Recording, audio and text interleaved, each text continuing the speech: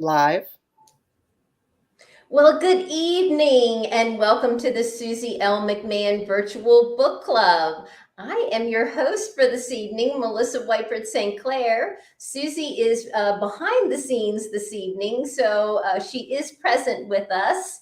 And I am thrilled to be on screen with John Warley to talk about his book, Jury of One. Hey, John. Hello, Melissa. Good to be with you. Thank you. Thank you. So I'll get it started by reading your bio and then dive into some questions. I have some, and we have some that have been submitted through the book club from members. So I'll flash the book up. Jury of One. Let me get it out of there we go, out of the bright light. Jury of One. John Warley is an award-winning author, a dedicated dad, and a retired lawyer, having practiced both criminal law as a prosecutor and civil law as a litigator for over 40 years. A South Carolinian by birth, he grew up largely in Yorktown, Virginia. After accepting a football scholarship to the Citadel, from which he graduated in 1967, he took his law degree from the University of Virginia School of Law in 1970. He is the award-winning author of 5 published novels and 1 nonfiction history of his undergraduate alma mater, Stand Forever, Yielding Never, The Citadel in the 21st Century. Murder mystery thriller, Jury of One is his 6th novel. Congratulations on that. Half a dozen. Thank you. So I am going to jump into a question that was submitted by Donette Lee, one of our very active virtual book club members, because I think it's appropriate.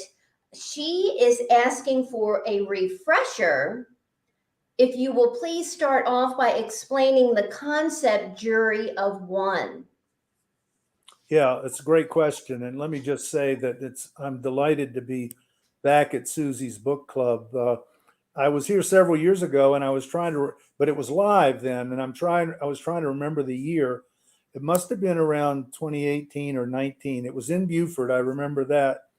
And must have been pre-COVID because we had a room full of people. But anyway, whenever it was, it was a really nice event for me, and I've been looking forward to coming back. So I'm Excellent. delighted to be here with you tonight.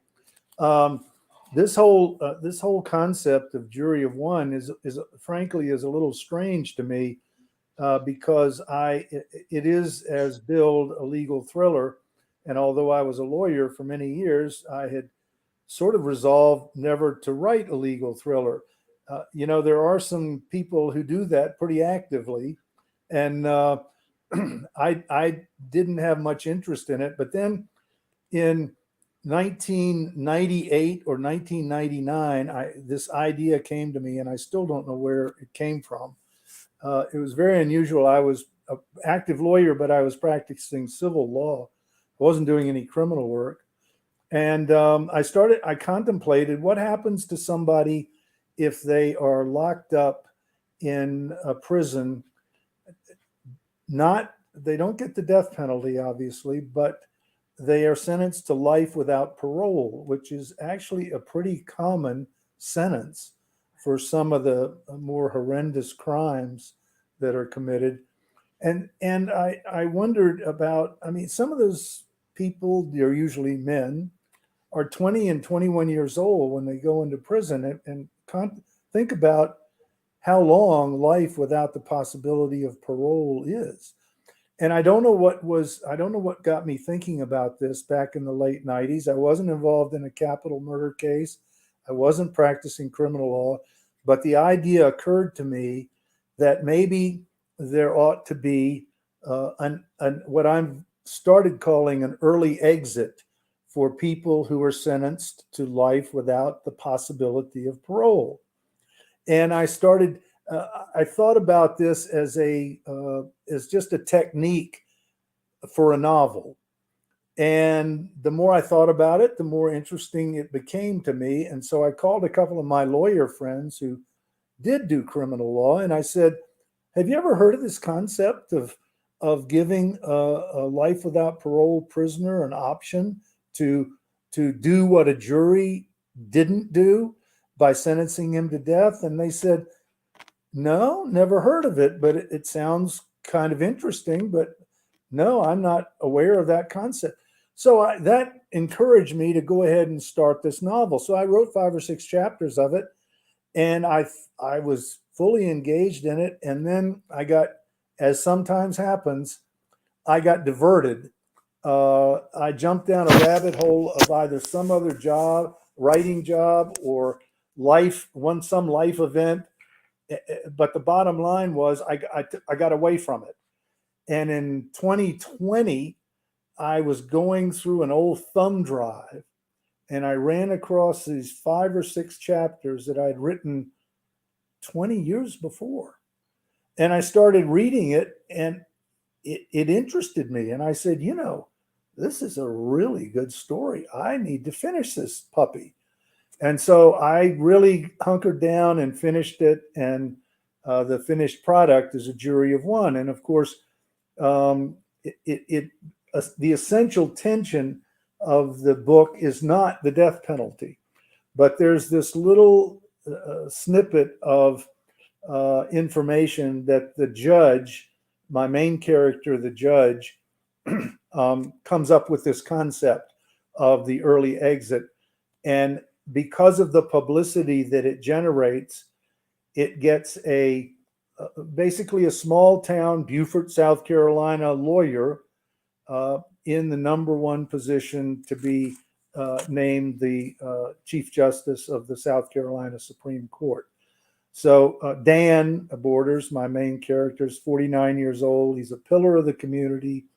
And because of this jury of one concept, the early exit concept, he is gone to the head of the class to be a Supreme Court Chief Justice.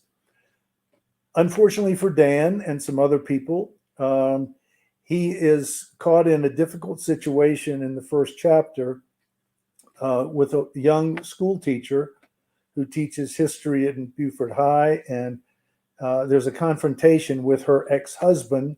And as a result of that confrontation, the ex-husband dies in chapter 1. He's shot. And the judge knows that he shouldn't be there. And she, the young school teacher, Alana, knows he shouldn't be there. But she is potentially in big trouble. So they make a pact. They make a deal. He says, "If you will keep me out of this, if you will make sure I was never here tonight, I will protect you if there are any legal consequences from this shooting." And of course, she's terrified, panicked. And so they make this deal. And so the real tension of the book is, will he and she honor their commitment to each other? Because each of their fates depends upon honoring that commitment. And there's several points in the book where the judge has to make some decisions, and so does Alana. And they, in effect, become a jury of one of their own destinies.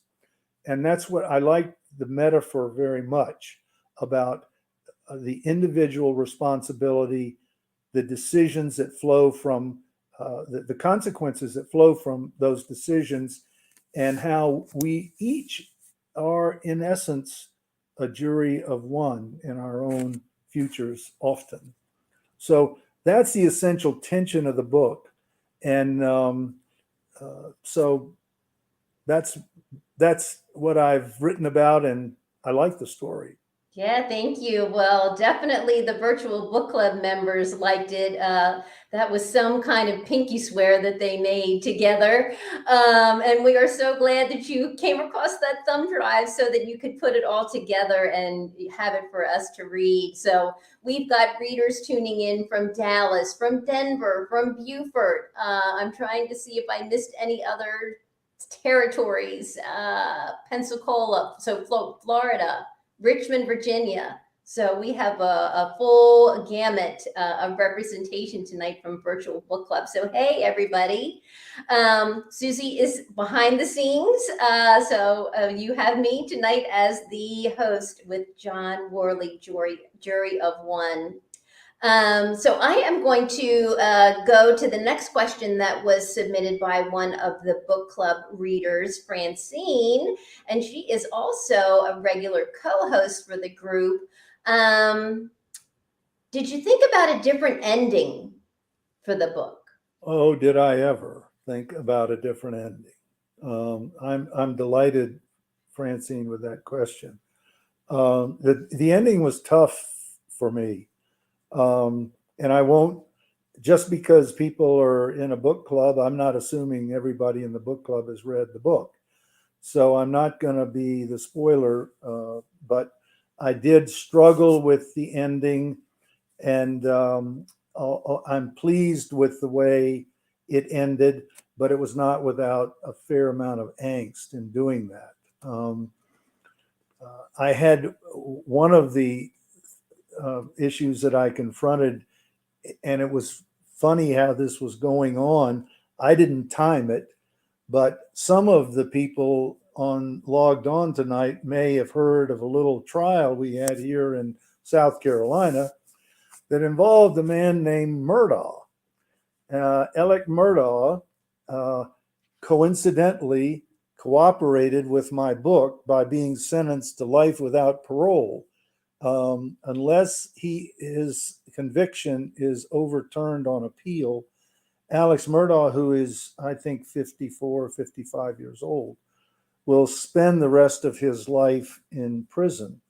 So the idea that of this sentence tied in very nicely with the book, for which I've been grateful. But yeah, the ending was. I spent a lot of time focusing on how it should end, how best to end it. Awesome, awesome. Well, I'm going to throw in one of mine. I enjoyed the inclusion of the stargazing in the book. I know living in Beaufort, those unobstructed Beaufort night skies are just incredible. When I was there, I got to see the International Space Station, a solar eclipse, meteor showers. So, talk about a little bit about including that in the book. Well, it's very interesting that you mentioned that. I uh, I really personally, and if an author tells you that he does not have either favorite characters or favorite scenes or favorite chapters, he's probably lying, or she's probably lying, because you do get attached to certain parts of the book. And I really liked that chapter, and I'm so glad to hear you say that you enjoyed it. I liked the philosophy. I liked the relationship between Dan and Andy. Um, I liked the uh, sort of the philosophical discussion between friends. And I had an editor of the book that said, it's not directly tied to the action of the book, so maybe you should think about taking it out. And I did think about taking it out for about 3.5 minutes. I thought of it. And then I decided that it really did, in a vague sort of way, relate to the story, and I could justify it. And because I liked it, I kept it in, and I'm glad I did, because I've gotten a a number of nice reader comments from people that have read that chapter, and it seems to be one of the things that is sticking with them the most. So I'm really really proud of it, frankly. Yay, that's so awesome. Um, Thank you for that. Oh, and I'm going to throw in another one of mine before maybe we ask you to read one of your favorite excerpts from the book, if you want to think about that. Was there a significance in the amount of campaign money raised of the 1141, $1,141? No. By campaign standards today, you can't even print bumper stickers for that. So no, there was no particular relevance to that number. I just plucked it out of the air, which you sometimes do. But one of the things I'll mention to you is that I threw out to my readers and people on my serve list what they thought of this whole concept of early exit, because I haven't decided personally what I think about it.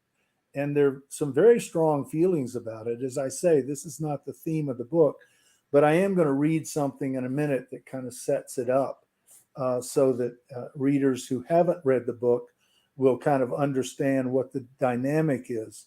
But I got some really good comments from readers. Some of them were very, hey, it's a great idea. Nobody should have to live behind bars for 80 years. Some of them are diametrically opposed. A judge and a jury has sentenced someone. They should serve that sentence. A prisoner, a guilty party should not have the ability to alter their own sentence.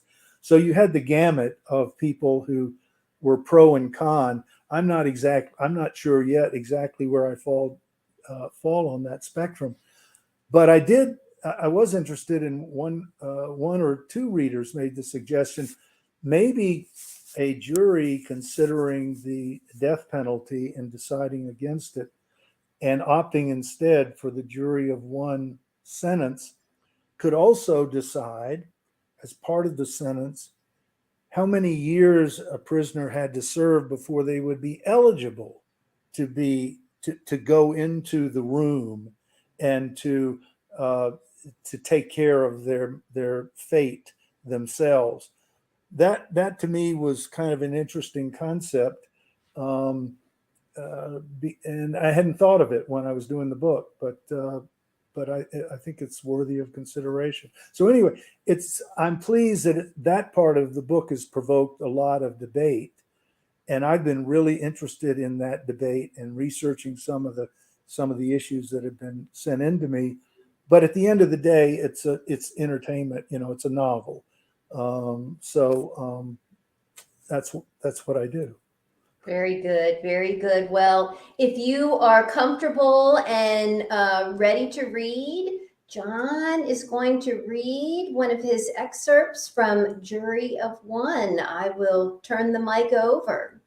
Good. Yeah, I want to set this up by saying that when I've been talking up to now about the judge and his idea, he expresses the idea in a law review article. He's been involved in a capital murder case in Beaufort, a horrendous killing, and he has to face issues related to the death penalty for the first time in his judicial career.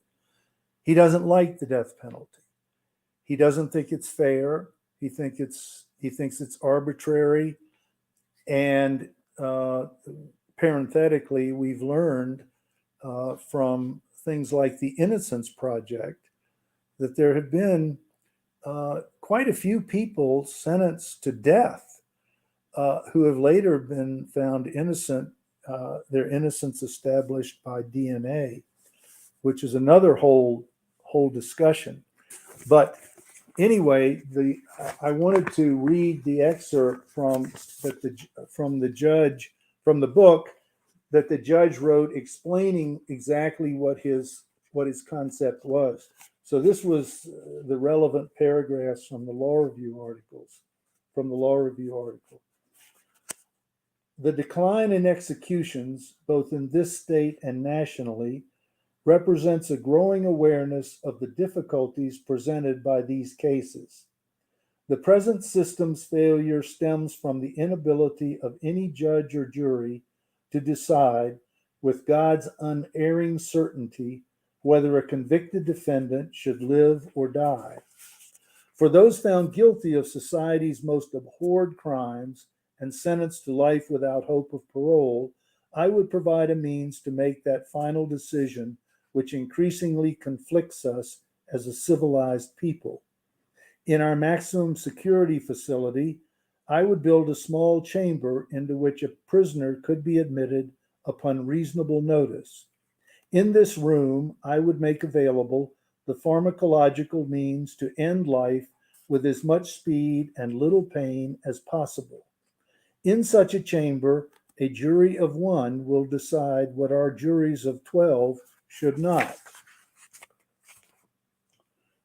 A few felons, I predict, will rush to it, impatient to leave the world that, for whatever reasons, they rebelled against.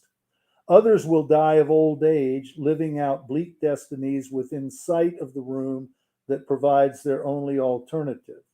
And some will enter the room in the belief that their minds are made up, only to linger with one hand on the door and the other on the instrument of their own demise, much as judges and capital punishment juries linger now. So that's the essential, the judge's essential logic, and it stimulated a lot of discussion and put him in line to maybe be Chief Justice. Yeah, thank you for that reading. Yes, definitely provocative, controversial, and yes, definitely good to hear that piece from you. So, without further ado, John, I think that we have a guest waiting in the wings. Oh, we do indeed. Good evening, Lynn Selden. Hi, how are y'all? You didn't tell me he was Well, going to be welcome. here. Oh, I'm sorry, John. Well, everyone has now seen my good friend and Beaufort neighbor and longtime writing associate, Lynn Selden. Lynn, I want everybody to know before we start that as my bio clearly demonstrates, I'm a graduate of the Citadel and a proud graduate. Lynn wanted to come to the Citadel. He could not get in. And so he went to the second best military academy in the South. That would be VMI. And I've had great compassion for Lynn having to go to VMI. And from that, though, he ended up running into our mutual buddy, Pat Conroy. And I haven't talked about Pat in this discussion tonight, but Pat has been a mentor of mine was a mentor of mine for many years before he passed away in 2016. He's also been a mentor of Lynn's, and Lynn's first book, Virginia's Ring, is a direct story and direct link to Pat. And I think maybe Lynn should start off by telling that story because it's a good one. Sure, thanks. Sure. I'll keep it brief because tonight's really about Jury of One and your other books as well. Are you wearing your ring, John? Would I ever go anywhere without my ring? Notice how much larger this one is from VMI? Just saying. Yeah, that's a cubic zirconium in Lynn's ring. That's what the VMI guys do to be flashy. I was This a little is solid afraid. gold, buddy. Solid gold. A little afraid this wasn't going to fit on the screen, but there we are. Virginia's Ring was the first novel. I was a travel writer when I met Pat when South Abroad came out, and he encouraged me to write a coming-of-age novel about VMI like he had done for the Citadel during your time there with Lords of Discipline in the late 60s, class of 67. And so worked for about 4 years on that book, and Pat was encouraging, eventually helped me get it published. The cover artist, Wendell Minor, for Virginia's Ring, Pat brought Wendell to me to be the cover artist for that book, which is here. That's Virginia's Ring, and that's Wendell's cover giant ring. And so that came out, I don't know, about 8 years ago. And then I always envisioned it as a trilogy. And this past February, Carolina's Ring came out, which actually has a lot of stuff in the Citadel, thanks to John. We spent some really quality time up there. I learned a lot about the Citadel, and he was extremely helpful in making a lot of the things in that seem very real, I hope, as far as the experience there versus VMI. Well, I think you captured it very well, and you did some good research. I think it would be interesting to our audience to relate the fact that you and I, after Virginia's Ring was published, we talked about collaborating on Carolina's Ring, and the way we were originally envisioning it, I would write the Citadel character. Carolina's Ring involves twin boys, one of whom decides to go to VMI and the other of whom comes to his senses and decides to go to the Citadel. And so I was going to write the Citadel twins portion, and Lynn was going to write the VMI's twin portion. And then we were going to collaborate on the girls portion, Carolina. And of course, there has to be a girl. But we could never decide who was going to end up with the girl. And so, obviously I was a little partial to the Citadel guy end of the arc. Lynn was a little partial. And so we never could resolve it. So that didn't get written. So I envisioned a book tour with you and decided I needed to write it myself. Oh my goodness. This is priceless. Priceless replay, people. We would have had a hoot. But I think, Lynn, am I right in saying that you wrote a good bit of Carolina's Ring at Pat's desk at his house? Yeah, I was so blessed. Just down the street from where I'm sitting right now, Pat lived on, Battery Creek, and fortunate enough to be able to write most of the book there. It's a book-lined office. I recently wrote about it for Garden and Gun. Over 5,000 books. John, you and I have spent a lot of time there, and it's a pretty amazing spot. When I first started writing there, it was, a little intimidating. But cliche as it may be, Pat was there, and just the words flowed. Sometimes they didn't, but fortunately there were 5,000 books to procrastinate with, and you could get up and read, his favorite Thomas Wolfe, and on and on and on. So very blessed. Thanks for asking that. And the book and the Pat's books, as was so typical of many things that Pat did, had absolutely no organization to it whatsoever. None whatsoever. It was so random, which was fun in its own right. So you would find War and Peace next to Neruda's poetry, right? And after that, you would find, who knew what. But Pat, if you ever brought up a book to him, he could go to the bookshelf, and in a minute he could pick out the book, as unorganized as it was. And I did that often. I would ask him about something and random stuff, and he would be able to find it immediately. And sometimes, as you know, they were double shelved where the books would be behind books. Yeah. He would remember that they were back. And he would remember it was behind the books, which was really amazing. Yeah. Because he couldn't remember to bring his glasses to lunch. I mean, for a guy he wouldn't have remembered to be here tonight.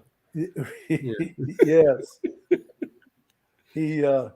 I remember one of my memories is after Pat passed on, I was writing something and I needed to get some inspiration from the book Coal Mountain. And I know most people remember that great novel, Coal Mountain. And I swore I had a copy of it. And I looked all over my library, couldn't find it. I said, I'll bet Pat's got a copy of it. So I went over there, spent about a half an hour. I couldn't do what he did, which is put my finger right on things. So I spent about a half an hour looking for it. I was sure he had it. And sure enough, I pulled down a copy of Cold Mountain and I opened it up. There was property of John Warley inside it. So Oh my goodness, who knew? that's great. What Melissa, an opportunity. can I ask John a question? Yes, that is next. Yes, please. So, I'm a big fan, and if you want to talk about Southern Girl at some point, I'd love for you to, because that's really what introduced me to your fiction years and years ago. But I also, Seal, my wife, wants to ask what's next as well. Well, we can't wait for what's next. Well, I appreciate both of those things. Southern Girl was for readers for people on the call may not have read it, and I'm sure some of them have not. Southern Girl came out in 2014. It was a book inspired by the adoption of my Korean daughter into a very conservative Charleston family that was not anxious to have any Asians in the family tree because they had been through World War II and they had some very definite prejudices against Asians, and it didn't much matter whether they were Korean or Japanese or Chinese or whatever. Anyway, that's what inspired the book, and I was very pleased when the University of South Carolina Press agreed to publish it. And then they established this imprint called Story River Books, and I'm sure many of the people on this call have read one or more books published by Story River Books. And to my utter amazement and surprise, Pat agreed to be the editor for that imprint. I was there when he agreed to do it with Jonathan Haupt. In 50 years of friendship, I had never heard Pat express the first interest in doing any editing of any kind. And here he was saying, well, I'll be the editor if you're looking for an editor. And so he was the editor for Story River Books, and A Southern Girl was the first novel published under that imprint, although the contract with the press and all of that had been arranged fairly long before Pat got involved. But he did put his imprint on it, and I've been very proud of that. And the book has done very well. I'm really at a crossroads, Lynn, to your second question about what to do next. I am playing with a sequel to a book I wrote called The Home Guard, which is historical fiction set in Beaufort during the Civil War.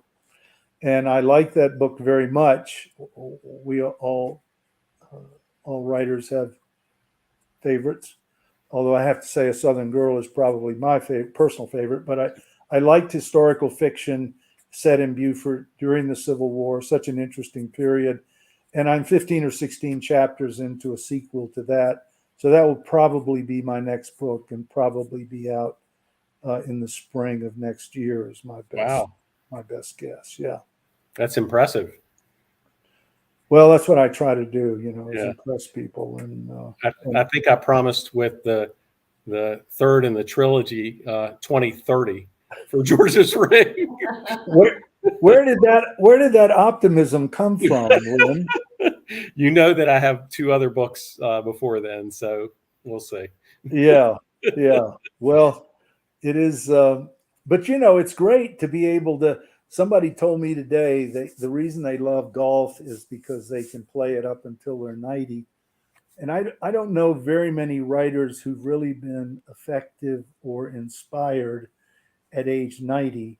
But I do believe that if you've got inspiration at our age, and I'm not putting you in my boat age-wise, but it is something you can do for a long time, and that's very satisfying. Agreed. Sort of like pickleball. It's nothing at all like pickleball. You cannot fracture your ankle writing, and you can easily do that playing pickleball. Very true, on a daily basis. Yes. I love it. Oh my Well, that's goodness. exciting about what's next. I'm truly, personally, I'm excited about that. Good. Well, thank you. Mhm. And Lynn is also, for listeners, Lynn is also, and his wife Seal, his charming wife, uh, who married down, and we've always Yeah. questioned Seal about that. They put out two very handy and well-selling books called 100 Things to Do in Charleston Before You Die and 100 Things to Do in Savannah Before You Die. And that there's not a third one, is there, Lynn? Not yet. There's our publisher really feels strongly about 100 Things to Do in the Low Country Before You Die. Okay. But he is yet to convince Seal of that happening. So we will see. We could write that in a month if we wanted to, Good. because there's a Well, lot of good stuff here. Yeah. Well, I don't know what our time may be drawing to a close, but I did want to mention to everyone I wanted to encourage everyone on the call that if you first come to Beaufort, if you've never been, I think you'll find it a charming, inspirational place, in addition to being just flat out gorgeous. And also come by the Pat Conroy Literary Center. You know, Lynn and I have both been involved in that, in the effort to keep Pat's legacy alive, which is not hard to do because he was so well loved by so many writers and readers. But come to Beaufort, and the literary festival is coming up in October. Late October. All the hotels sell out because it's become such a popular event. People come from all over the country and really the world to Beaufort. It's the #1 tourist attraction in Beaufort on TripAdvisor, and there's some great artifacts, a lot of Pat's personal possessions. Some of those 5,000 books you mentioned from his library and his writing desk and some other things, and people really love coming to the center. So Right. we're really happy to have that as an asset to our community and to keep Pat's flame burning. Well, thank you, John, for extending that open invitation. And thank you, Lynn. I know everybody is looking forward to reading your book. And kind of as we close out, there is one question from the audience that I don't think we touched on for John. At the beginning of the book is a comment by Pat Conroy about your books. Since the idea or the writing for this book started in 1991, did Pat get to read any of the book Jury of One? No, he did not. During the time that I moved to Beaufort from Virginia in 2005, when I started the book, it wasn't 91. It was late in the 90s. It was late in the 90s, and I set it in Middlesex County, Virginia, which borders the Chesapeake Bay, because that's where I was living at the time. Then flash forward 20 years, 22 years, and I find these chapters on a thumb drive, and I'm now living in Beaufort. And I say, why write a book about Middlesex County, Virginia, when I'm sitting right here in this gorgeous Beaufort environment bordering the Atlantic? I can write the same story here. So I transferred the story from Virginia to South Carolina. And but during that time, before I discovered those chapters on the thumb drive, Pat was gone, and I didn't circulate any of the chapters of the late 90s when he could have read it, but I didn't circulate any of it then. So the short answer is no, he never got to read any of it. I think he would have been surprised that I wrote a legal thriller, because I was surprised that I did it. I was a prosecutor early in my career, so I did have a lot of courtroom criminal experience, which I used in Jury of One. So that pleased me to be able to do that. Great. Thank you for that answer. And I know Susie always likes to ask at the end, just a quick round robin. What are you both reading right now? Lynn, do you have something on your nightstand? Oh my gosh, I have different rooms for different books. So I have cookbooks in the kitchen, the living room, mostly nonfiction, fiction in the bedroom. Let's see, Ron Rash is lying around, new one, which I don't think is out yet, but it's here. Gosh, cookbook, Jacques Pepin in the kitchen, and Julia Child. And in the living room, something nonfiction by a woman in St. Simon's Island named, oh, what's her name? Great writer who wrote a bunch of fiction about that area. We're heading to Jekyll on Sunday after a quick trip to Charleston to deliver a bunch of books. And I always like to read her when I'm down that way. I can't believe I can't. Is it Eudora? Yes. Yes. No, not No. Eudora Welty. No, Eugenia. Eugenia, yes. Something. Steele is yelling down the hall. Eugenia Price, I believe. Yes, thank you. How about you, John? Are you reading anything particular right now? I am. I am in the middle of a novel I'm enjoying very much called The Heart of the Matter by Graham Greene. Oh, wow. And I'd never heard of this book really, but I knew Greene's. I've read a couple of Greene's pieces, but this is really terrific so far. So I'm enjoying that. I just finished John Meacham's book on Lincoln, Let There Be Light. And for anyone that really wants a splendid history, I would recommend that book.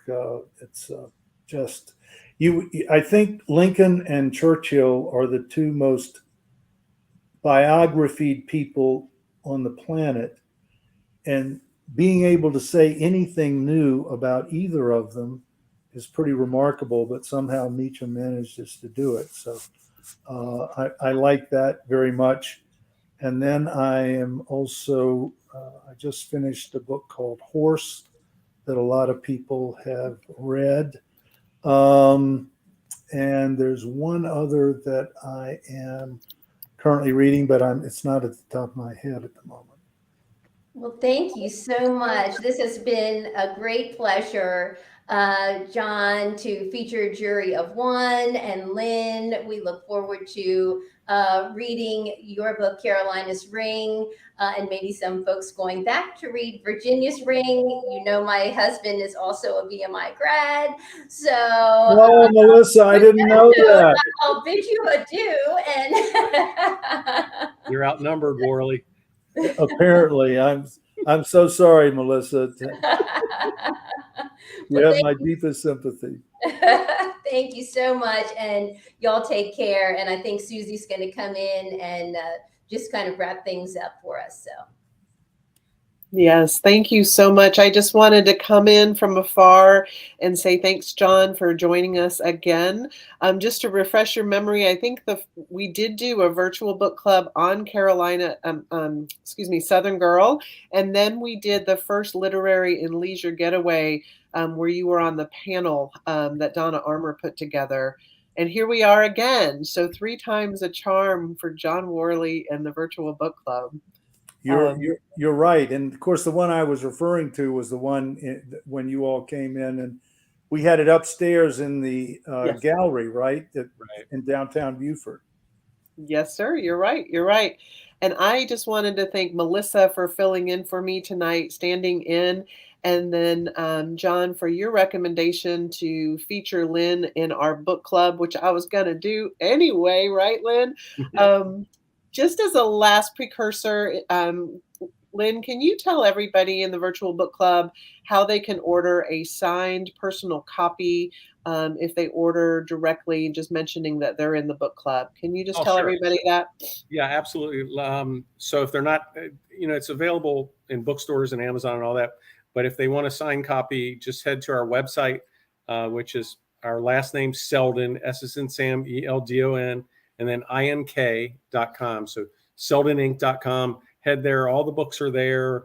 We'll sign them. And I told Susie we'll throw a bunch of $1 bills in the the books as bookmarks as a book club discount, and get them in the mail as soon as we see the order. We do it all the time. I think we sent out 3 today. So happy to do it and personalize it. It really is easy on the website, but that's it. Fantastic. Any closing remarks, John and Lynn and Melissa, and then we'll sign off.